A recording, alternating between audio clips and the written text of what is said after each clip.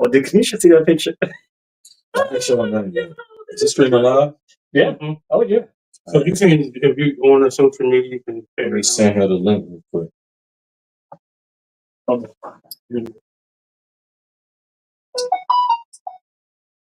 Turn your, that's See. It's on. Lonnie tripping on the set.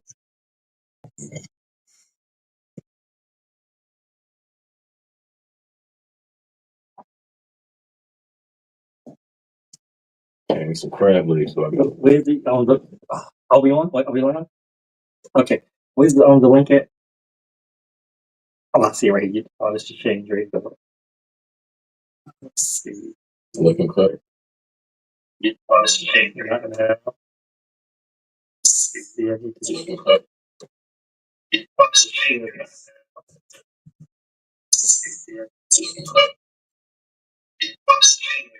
Oh, share it. Damn it.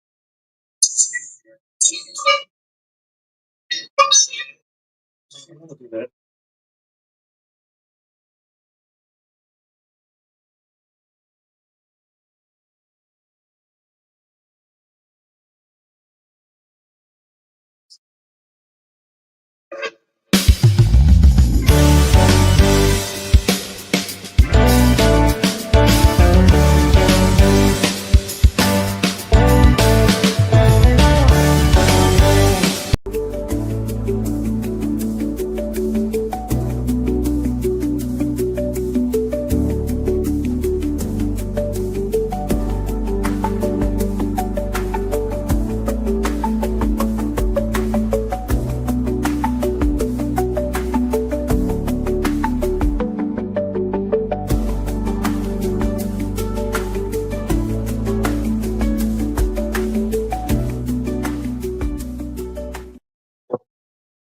Hello, hello, hello, hello. Welcome, everybody. We are here today, and it's all about youth with an amazing person and homeless advocate, Mr. Ellis Lee, who I've known for some time now, who has been an amazing young man here in the city. Now he's an adult, and he's doing amazing things. He's a father. He's a husband. He wasn't a husband when I first met him. He is just an all-around amazing dude. So, Ellis, welcome to It's All About You. Thank you. Thank you. Tell us, who is Ellis? Ellis is just an average Joe. I've been here in Baltimore pretty much my whole life. And yeah, I love everything Baltimore, man. Baltimore and what it's done for me is what I believe, or what I hope I can do. Okay. For it in return. Like I tell people, Baltimore has a spirit. If you know how to treat her, she'll take great care of you.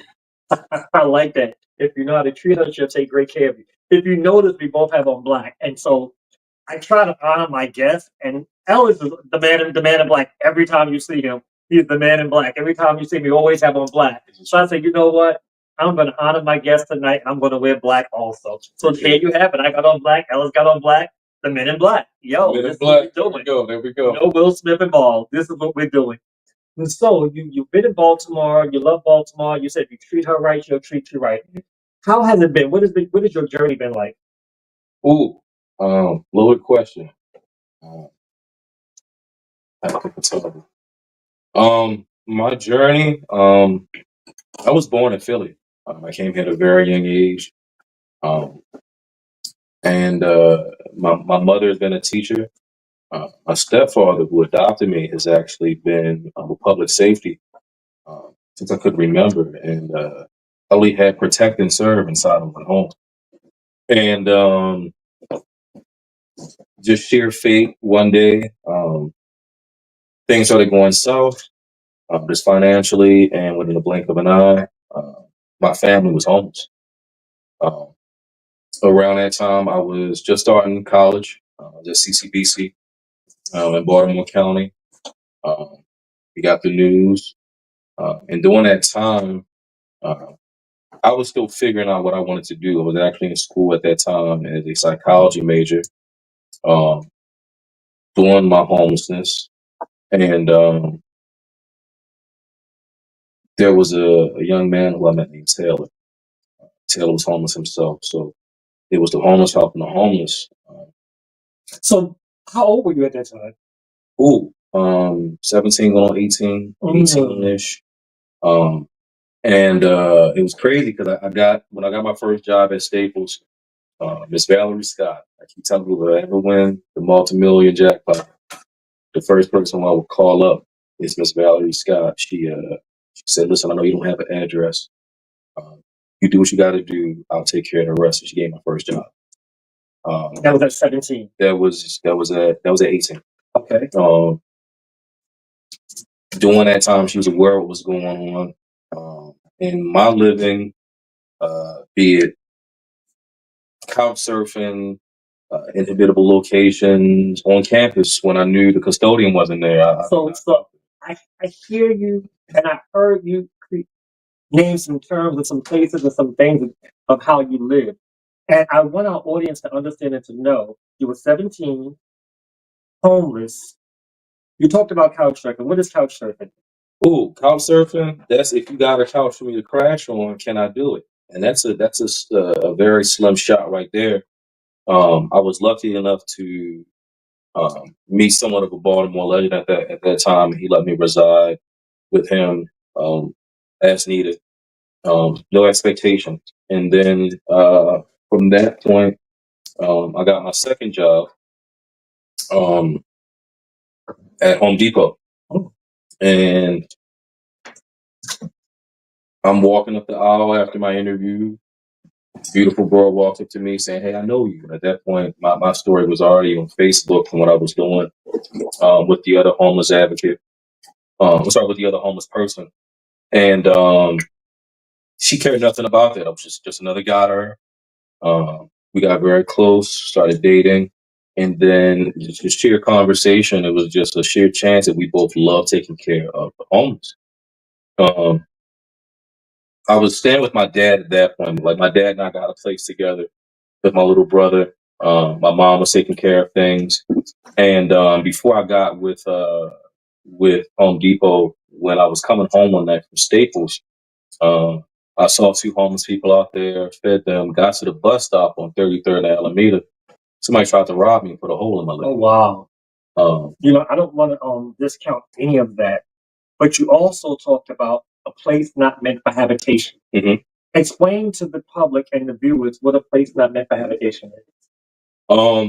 In layman's terms, that can be an abandoned building, that can be under a bridge, that can be on the street, that can be in somebody's bathroom, that can be anywhere. It's somewhere where you don't get your electricity, your plumbing, a bed to sleep on, the amenities most people look over. And so in Baltimore, they have a name for abandoned buildings. What do the young people call them? Bandos. Bandos. I'm somewhat of I wouldn't say a pioneer, but I'm no novice to that experience. I've experienced episodic homelessness with my wife now, and we resided in a bando no more than maybe about 6 years ago.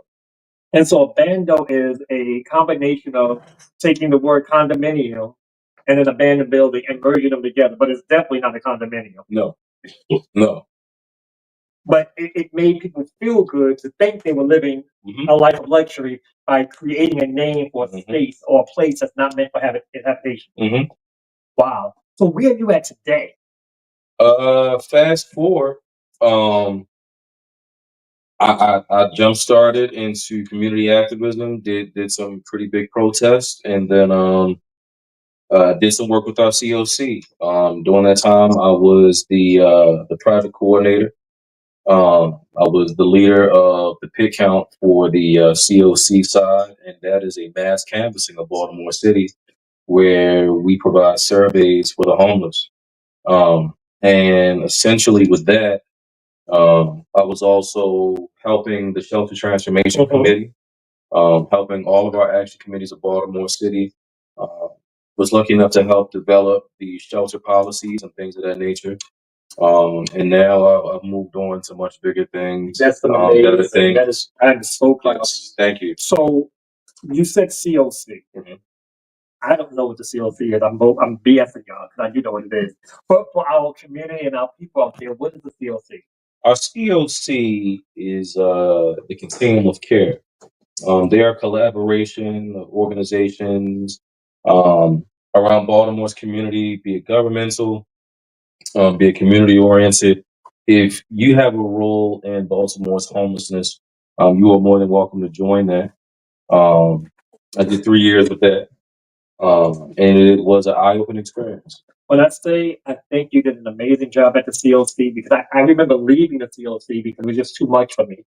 And now I've returned to the COC. Not only have I returned to the COC, I'm actually on the board of the COC, which is just kind of crazy. And I'm the chairperson for the Shelter Transformation Committee. And so I owe that to you for standing your ground and sticking in there and wading through the water. You're like, wade through the water. Because it was crazy at one point, and you stood the test of time. And for that, I commend you on that. So I understand you're a father. Yeah. I'm a father and about to be a father to be again. In a Congratulations. very short time, I'm about to have a little boy, a beautiful little girl named Hero. I'm about to have a son named Haven. Oh, wow. Where did the names come from, Hero and Haven? Hero was a lifesaver, quite literally. I was at a very dark time. We were not at homelessness, but fighting poverty. And mental health is a huge part of the homeless epidemic. I like to call homelessness the center of Baltimore's web, where it meets crime, poverty, mental health, and all other aspects of the unfortunate elements of humanity right in the middle. And Hero came a little early. She had her own time, but that was my bubble. That was my safe haven. And she came right on time. She came right on time. And if it was not for her debut into the world, there would be no Ellis. Wow. And when I say I've met Hero, she's an amazing little princess. Oh my God. You don't know what the world is in store for. And so you have Haven on the way. When is Haven? Haven, as it entails, is a safe place. It's fortitude. And no matter what with my children, I want them to know, though you have a name of purpose, your job is not to be of service to anybody else but your dreams and your hopes. Be the hero of your own story. Be the haven of your own dreams. What you just said. Oh, thank you. It was a lot of thought. My wife Kanisha and I, when we came up with the names, the formula was what's the letter in between E and K, and then the entire names were drafted about us and our union and what we endured. So these names are intentional. These names are very intentional. Wow. So I know tonight is a very heavy topic, and we talk about some very heavy stuff, and we try to be relaxed, and we try to be adults, and we are adults. So yes, we are drinking tonight, because I am going to have me a drink. Look, like I said, this is an adult podcast, and tonight I'm drinking, once again, Sweet Bitch, but it's the Rosé Moscato Rosé. So, Robin, credit to you, because you got me hooked. And we got some good old whiskey, and you can't see our table, but I make sure my guests are good. Look at this bottle. Oh, Look yeah. at this. Look at this. Look at this. Oh, yeah. This is not the Shannon Sharp show, but we're gonna have a good time. We're gonna have a good time. Ellis, I've known you for quite some time. In the infancy of Joy Baltimore, we used to have an awards show, an awards ceremony called Unsung Legend, and it's crazy because I met you through one of my board members' daughter. Was like, you have to meet this young man. He's doing amazing things in the city. Nobody knows who he is. He's all over, and he's just doing amazing things. And you were actually one of the early winners about Unsung Legend Awards, because you are an unsung legend. You're that one that's out here doing the work and don't nobody know what's being done. How can you speak to the work that you do? A lot of the work that I do, intentionally, I stay quiet about it. A small, short tale. The second homeless person who I met, Tony. Tony, I actually met post homelessness, and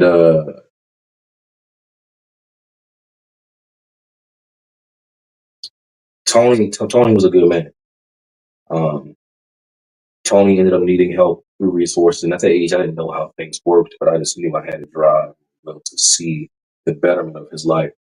And the last thing I heard from Tony was, I'm going to go take care of some business. He was trying to make money on his own. And people were very aware of our story, news interviews, things like that. And I got a Facebook message one day saying, hey, we know you're looking for Tony. We found his body on Belvedere Square. And that was the first time in my life where I legitimately felt like no matter what I did, I was not able to save somebody who counted on my presence. And in most cases of homelessness, I tell people most of the time the remedy for homelessness is consistency. Say it again. The remedy for homelessness is consistency.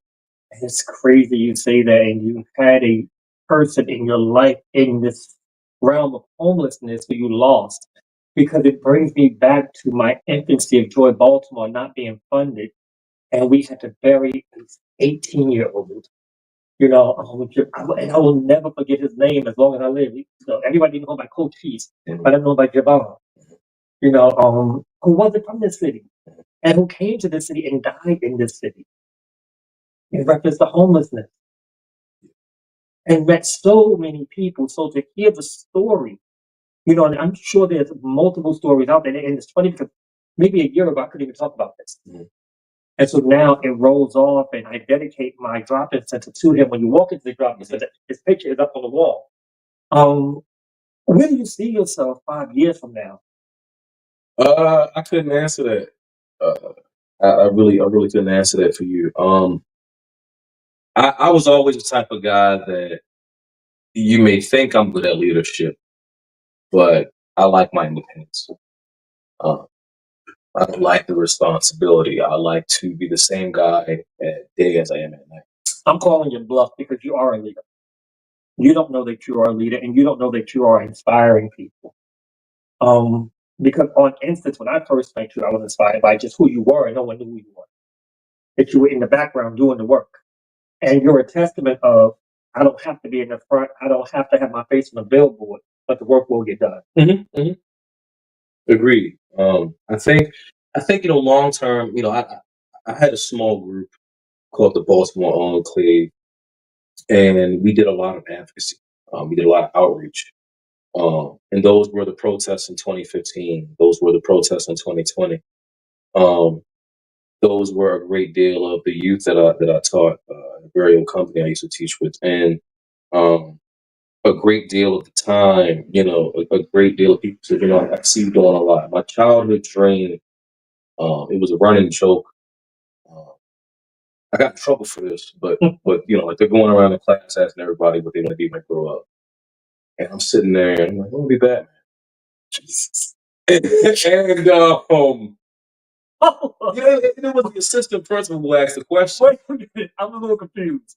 Do you want to be what's the man, the millionaire? What's his name? Bruce Wayne. You want to be Bruce Wayne, or do you want to be Batman? And it had nothing to do with the money of it. It was the ability to take your trauma and make sure that other people's trauma did not meet you on that same playing field.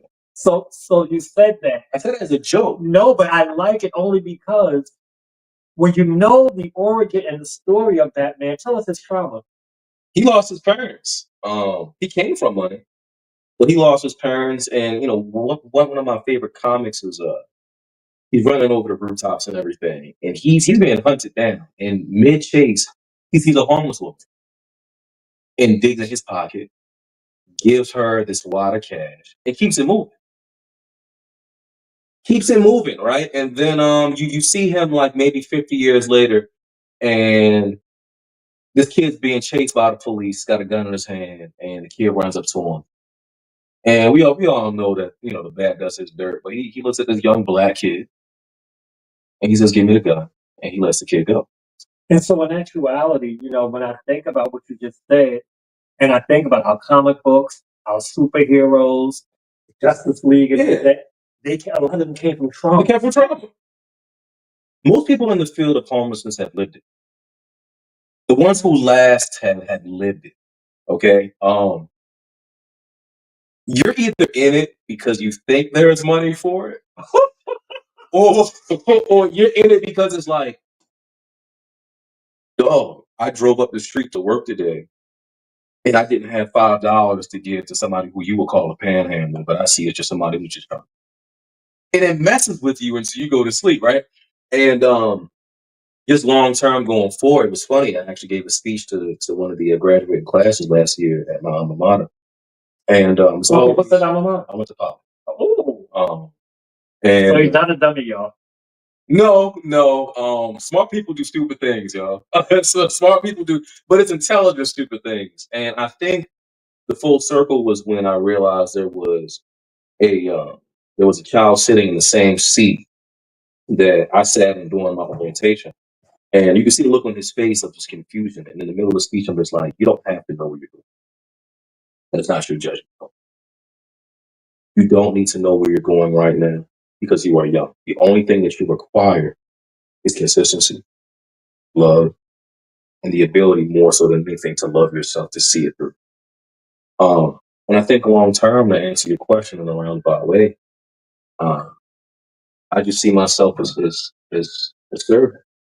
I see myself as a servant, and not in an arrogant or egotistical way, but that's my livelihood. All of my jobs I've had has been in service to somebody in need. It's crazy because it reminds me. I'm always quoting songs and music. It's kind of how I live my life, and it reminds me of an old gospel song that said, "I'm just a nobody, trying to tell everybody about somebody who can save anybody." Drink up as much as you want, but it just reminds me of that. You're out here doing the work, and you don't need any praises, any accolades, nothing. Let's just get it done. Yeah. And if you speak to my wife, she'll tell you, like, she's worked with me for years. Like, you need to be comfortable with camera. You need to do this and that. And regardless of what people think, this is not my element. Like, this is not my first element. If you ask me what I wanted to do, give me a little hole in the wall somewhere to do my work, make sure people look good, and I'll retreat back to it. But there was a certain point where it clicked, where I said, I had an interview last year where somebody asked me, do you feel like you want to have the makeup team present there? I said, no, I want to literally be the same guy that you see during the day that you see at night. Please understand that I had no problem hiding my scars. The thing about homelessness is that you are subjugated to everything. Yes, you are. You can be subjugated to even just the sights. I tell people subjugation not so much as just the experience, it's what you witness. Assaults, domestic violence, sexual assaults, other forms of crime, poverty, mental illness. Homelessness is the center of that spider web. And should you not get out, you can very easily find yourself wrapped up and drained from the spider that essentially has no intent but to bleed you dry. And we call that our society. So I definitely want to dive into a little bit of everything that you said right there, but I also want to give you some praises in reference to. I remember the night I saw you on TV for the pig count. And front and center on the news, this once 17-year-old who was homeless, who is now, how old are you now? I'm 29. Who's now 29, who's standing there leading the charge of how we count out homeless people in the city. Isn't that full circle? Well, very, very much. Actually, I had to take a minute. The one thing people had to tell me the entire night, they kept checking on me. Not to be rude, leave me alone. And not in a condescending way. It's like, yo, you okay? You okay? I'm fine. And I think the biggest thing that hit me was it wasn't so much the work that was draining me. It was like, yo, if I had to step in a time capsule and speak with myself there, it would be very hard for 17-year-old Ellis to hear, don't trip. Don't trip. Because it's not necessarily about the funding or anything. I tell people that homelessness has a lot to do with love. Hey, it has a lot to do with what? With love.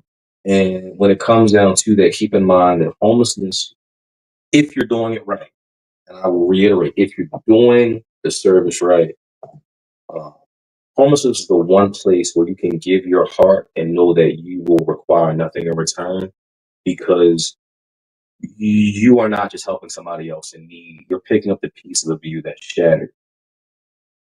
It is self-love. It is external love. It is the love of lasting longevity. My grandfather says the difference between happiness and joy. Happiness is temporary, joy is long lasting. Long-lasting. And I can't say that homelessness has rewarded everybody in the same way, but I went from an advocate to being a housing manager to working with the COC and on the side doing military contracting to help essentially soldiers and veterans coming in with lodging orders who needed a place to reside. And now the skinny black kid that was on the street. The skinny black kid. Is not, yeah, I mean, look, man. The skinny black kid. And it was crazy because the other night I was invited to go to a premiere. And that same location was actually a place that took care of me during my homelessness. To the right of the building was where I worked at my first job. To the left of the building was where I slept from time to time on the bench. From the place that we were in, I was getting free movies, and across the street at Belvedere Square, there were people giving me free food. And it's crazy you mentioned that. And we went to a premiere with a documentary in reference to was it Beyond the Bridge? Beyond the Bridge. Beyond the Bridge was a documentary talking about homelessness in Missouri and Houston, Texas, and how they were able to combat homelessness within 3 years. And Ellis was there, and I watched him move around the theater from seat to seat to seat till he ended up sitting next to me. And he said, "I'm triggered." And I didn't say anything to him right then and there. I texted him, "Are you okay?" And so that full circle moment for you of being in a theater that allowed you to see free movies when you didn't have anything, to come back there to see a movie about the exact thing that you do. Slept across the street, got food from this person on this side. How did that feel? A huge portion of my life was in martial arts. The greatest fight of my life was coming to terms with what I do. And your trauma from homelessness is one of those scars that it heals, but that scar stays. It heals, but that scar stays. Talk about that scar. That scar is not so much just a wound. That is the ink the earth left you at your tattoo session. You were dropping jewels like jewels like jewels like jewels. I'm sorry. I mean, but that's what it is, you know. I have roses tattooed all over my body for Black people who were lost in segregation. In the middle of my chest was the one who was lost to homelessness, right? And at 17, I was turning my body to a literal tombstone. There was no numbing medication. There was none of that. I wanted to feel what these people endured. And keep in mind, the biggest diaspora of homelessness is the Black man specifically. And there is no other form of research that you can do that will show you otherwise in America. And so you said your body tells a story in reference to your homelessness. You love comics, you love martial arts, and so I have to go there because mental illness plays a piece in it also. So I think about, oh my God, Black Panther. And I think about when old boy came to become the king and all the marks he had on his body told his story of how they just forgot about him and he came back to his land and his father said, "One day you will get to see this." And he marked his body for everything that happened to him. Yo, I'm stuck. And I don't get stuck either. I'm stuck. I know that to be true. I know that to be true. I'm stuck because you're a walking testament to what homeless people go through. You're a walking testament to what we saw in the film the other day. You know, there was somebody in the film that said, you know, people counted me out. But I was in the military, I had a job, and I didn't fall down until my mom died. There was another man in the documentary that said a family had his sons throw rocks at him. And so I kept looking across, and I noticed you were sniffling a couple of times. And I'm so glad that I did not, you know, console, so forth and so on. Because I remember what you just said earlier today, that you always want to be left alone. And sometimes that's the best healing medicine. Mhm. Let me just go through it, get through it. Mhm. But you stayed for the whole entire documentary. Why was that?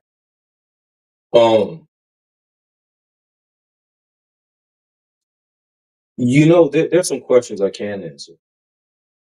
But if I had to, for the sake of the question, um, there's a level of what did you endure that I could never relate to. Homelessness and its story is not linear for everybody. It is not a linear testimony.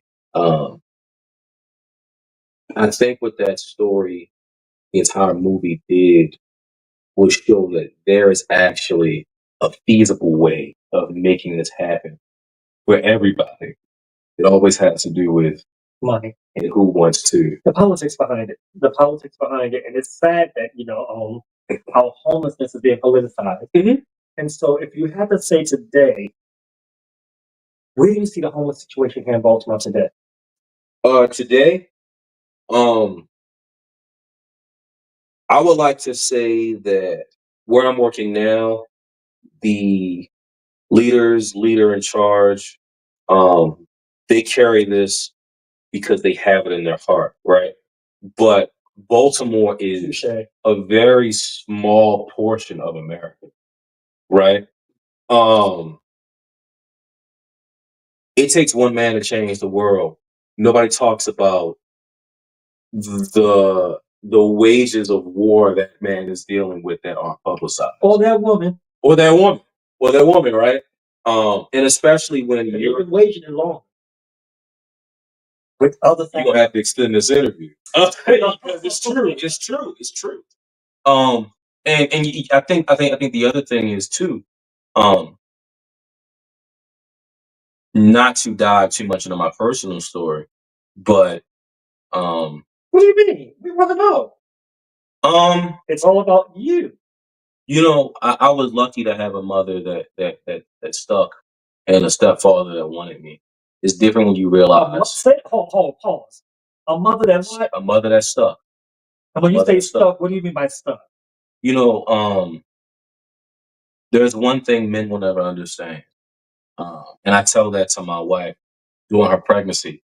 There's some things you feel that I'm just not going to feel. You're carrying a life inside of you. You're feeling the pain, the development, the emotions off of that child. Imagine all of that while you're on the street. Right? Imagine you seeing other women having their needs met on a social level while you're viewed as the scum of the earth and you have a child who hasn't even seen the earth yet. How do you debut and introduce that child into, I'm sorry, but this is the world that I brought you into, right? I got into intimate partner violence about 3 years ago, and I took a class for it. And one of those things that I like to do now is with certain people who I work with, I always integrate that. If I know I have a young woman I'm dealing with, I won't wear cologne. I don't know if it's going to trigger her because I don't know if that has PTSD effects on her, right? If I'm dealing with a young man who has told me, hey, I'm dealing with SA, Tell them what SA is. sexual assault. And I don't know who to trust right now. I won't wear cologne, right? There are certain things that I do to make sure that this person knows you are being looked at as a human being, and I'm here to meet you at your level. And that's a very seldom thing that anybody, even in the education system, has access to, right? And that's homelessness and serving the homeless. How can I meet you where you are, not to the bar where I expect you to be at? You have to take that walk with that person. You have to put yourself in that person's shoes. And there's some shoes you just can't feel because you haven't walked it, right? But you can at least say, can you allow me to walk this path with you to get you where you need to go?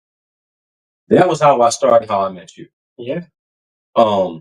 So that's a great deal of like what comes with America and how it deals with homelessness right now. It's always that homelessness is viewed as a commodity and not a right. Right? How much can I make off this person? How much can I make off the person? But more so, is it in my best interest to give money to this field of people that really I wouldn't even spend the time to pull my car over for? Literally, I was about to be late on the way here because there was a homeless gentleman who coming up. He was just sitting there on his walker, and I had to slap my car on the hazards and pull over. Yo, you straight? Like, yo, you good? That's what you do. And like nobody realizes that breath of how are you restored a breath enough for him to say, hey, I just have really bad asthma. I can't breathe right now. But for some reason after this, I got a gust of air. I'm good. So everything we talk about is very heavy. I know it's heavy because it's weighing on me. What do you do for your mental health and wellness? Dang man. That's still a conversation I haven't completed with my spouse. I don't know.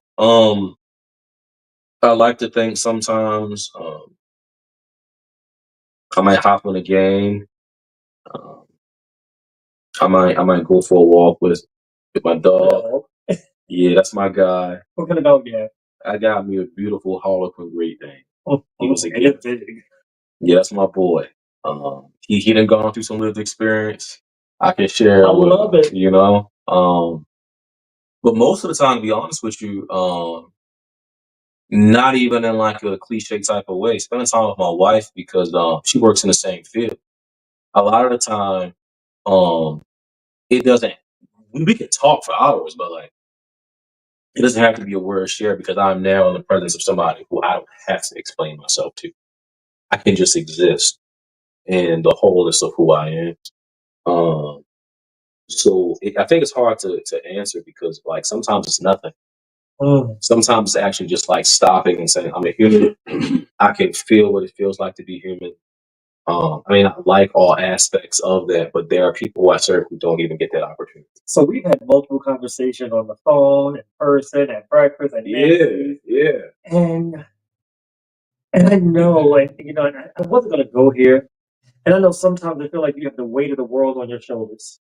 Yeah. You know, everyone's depending on you. People have used you, manipulated, so forth and so on. And then sometimes it starts with family. How do you navigate through that? Honest note, sometimes I don't really navigate through it. Sometimes I'm in the car, I'm pulled over, I'm like, God, look, this is what's going on, and I let Sky Daddy fill in the rest. Wait, you said who? Sky Daddy, that's Sky Daddy, right? Yeah, I love it, Sky Daddy. So Sky Daddy is God. Yeah, I love that. I love that. And a great deal of the time, when your silence is loudest, that's when you need to be listening.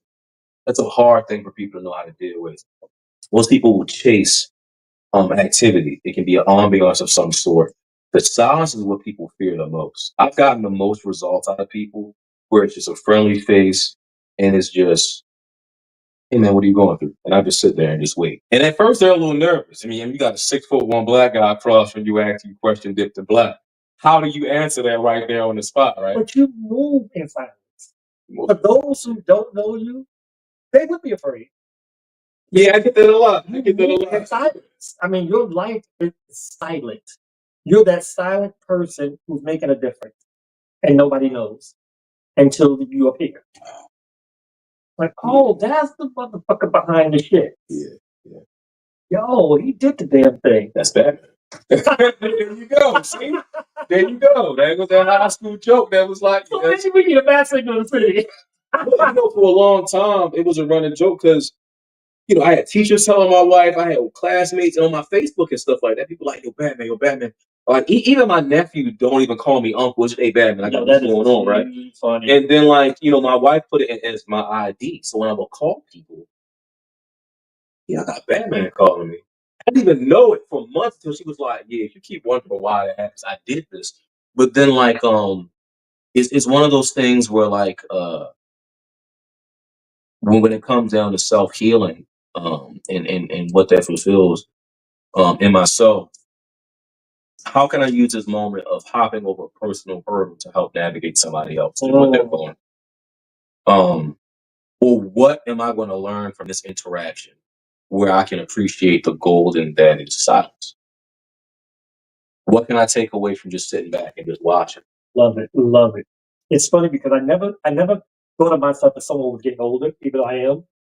And until Comment. and until no, and I'm gonna put it out there until you started calling me Unc. I'm like, why the hell is he calling me That's Unc? cool. I'm not old. But I guess, when you're passing the torch or you want the torch to be passed, because you have to realize when you have to let other people lead. And you are the generation that's going to move us forward because you learned from the mistakes of the past. You've learned. I tell people that, like, if I follow the generational construct, the generation of before me was the generation that endured. The generation before that was the generation that took a stand. My generation is the generation that dared. The generation below me is a generation of the question as to why. And the newest generation is the we will not tolerate. That part. I don't give it. Yeah. You are on point. And with like that. I didn't take it personal. I never took it personal because I followed the track. It was like, this is evolution. You're just dealing with the generation still in its adolescent stage. Wait until it's up here, and then it's going to be like, oh, we're not putting this back in the yeah. That should happen. And everything, every seed needs a little bit of water, a little bit of sunlight, and some soil. Yeah, it's in a little dirty stage right now, and it's going to be fine. That's why I never take it personal. My great relationships that I had with some of the aggressive young men that I dealt with who were coming in and out of jail was because it was like, oh no, like, that's just Ellis, that's just Batman, that's just this, that, and the third. Because I wasn't giving them the flack everybody else was. It'd be like, well, why you do that? Right. And it wasn't a harsh thing. It was the tone and everything. And then they would just be like, let me sit with you. I think the hardest thing, Politics different than we politics. very much, right? The harsher reality I had one time was I used to live deeper in West Baltimore. On my porch, there was a liquor store across the street. I'm walking over there because at the time my wife was actually pregnant with my daughter. She wanted some orange juice, and I'm walking across. And as you know, a great deal of time in Baltimore, you're trying to find a way to survive. That's that everlasting food chain, that circle of Baltimore. So you're doing what you need to survive. You're selling paraphernalia. It's real. And the one who walks up to me is one of my old students. And he doesn't even realize it. He's looking at me and he's like, he's trying to get this. And I don't respond. I'm quiet. I stare at him. One, because I'm taken back. Two, is because, like, I want to see if you catch on to who I am. He looks at me. He's just like, I'm sorry. Mind you, I taught this young man inside of a juvenile detention center. And there was no shame about it. It was, I understand. I know where you come from. What do you need? But he recognized you and he came over and said, I'm sorry.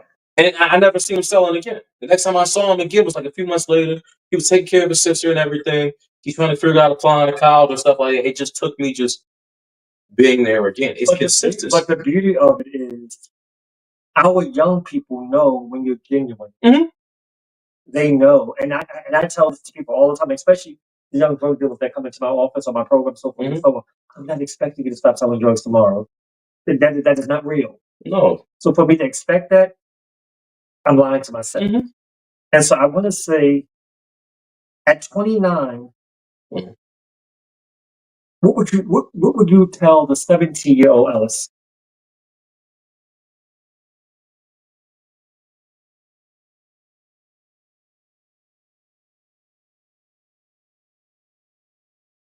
You can be shaken, but don't be stirred.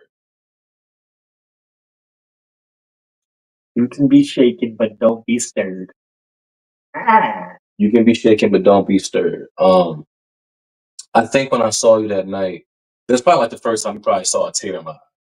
I don't like showing emotion in public. We're the same. And my spouse may see my vulnerability, but I keep that very intact because you don't know who's relying on your strength in a moment. However, I think if I had just 5 minutes to sit with the Ellis in that picture y'all used. That's the Ellis I remember. Yeah. You gonna get robbed, you gonna get shot. The crazy thing about when I got shot was I still kept moving.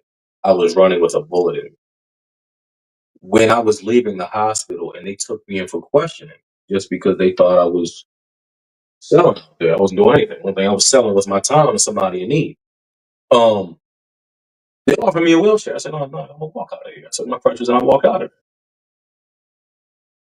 Just don't stop. There are applauses you may be waiting for that you will never hear.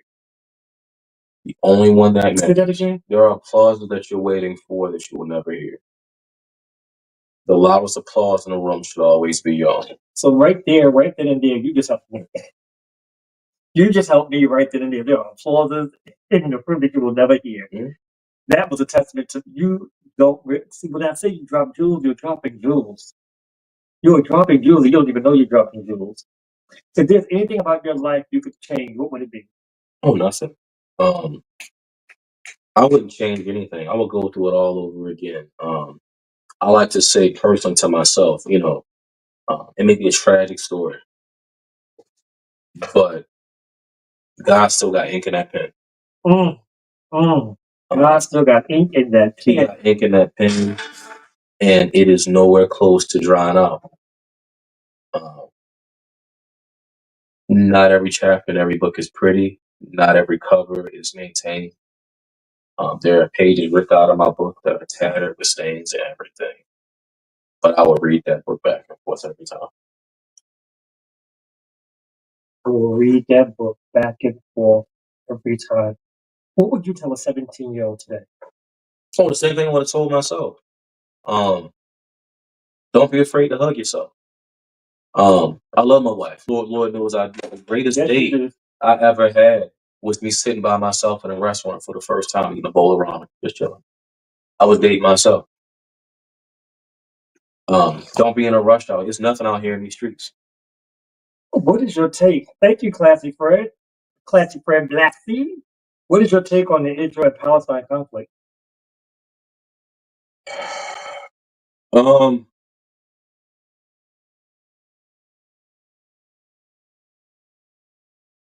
I like to consider myself a servant. With that, I would definitely say that my younger brother was huge in his activity for the protests and what was going on. And it took me looking up to somebody younger than me to sit back and realize that this is a humanitarian. People mix up politics with far too much, and I tell people politics are nothing more than morals. But for me, I guess it's so sad that so many innocent people are going. in this.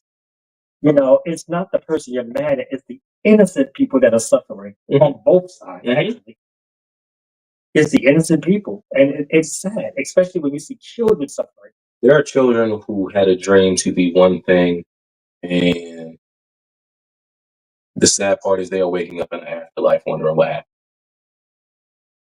happened.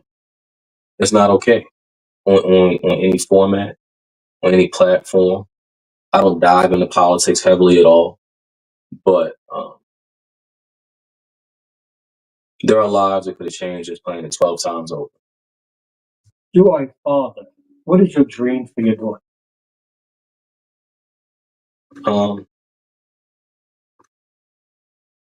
I think every parent has an unrealistic expectation that they don't want their child to endure what they did. I think when we named her, when my wife came up with the concept of her name, in us providing the definition, please be the hero of your own story. So she has a choice. You have a choice no matter what you do. The greatest question that any nerd, any person who loves a good story, any movie lover will ask is, who saves the hero?